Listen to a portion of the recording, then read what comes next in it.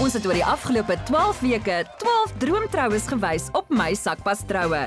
Elkeen spesiaal op sy eie manier en ons gaan hulle weer een met julle deel. Want die vraag wat ons nou vra is, watter van die paartjies het die beste planne gemaak om hulle troue te laat inpas by wat in hulle sak en dus in hulle begroting was? Was dit 'n Sakpas Troue? Stem vir jou gunsteling deur 'n SMS te stuur na 36264 met die kode SAKPAS en die naam van die bruid en bruidegom.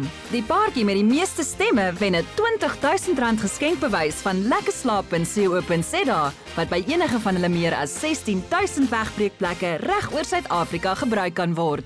Marilise en Benny Besuidenhout woon in Benoni, Johannesburg. Hulle troue was by die Boskapel naby Babsfontein op Johannesburg se oosrand en in hulle begroting was R93.000. Ook die paartjie onderstreep die belangrikheid daarvan om jou familie en vriende se hulp te aanvaar. Ek was by 'n braai gewees een aand en Benny se ouma het gevra wie die koek gaan maak. Ja, ek het my hand opgesteek. Wenke om te bespaar op jou troudag. Sny op jou blomme waar moontlik is. Dis net vir een dag. Die dekor was 'n bietjie van 'n moeilike een om kleur op die tafel in te bring.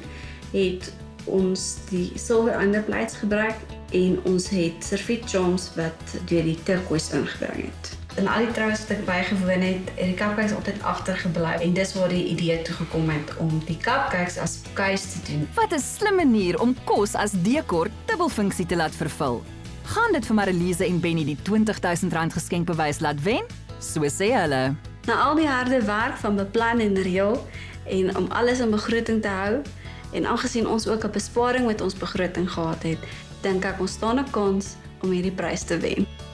Juis om ons avonture in hierdie buitelewe van hierdie mooi land verder te gaan verken en 'n paar ander ook te gaan lekker slaap.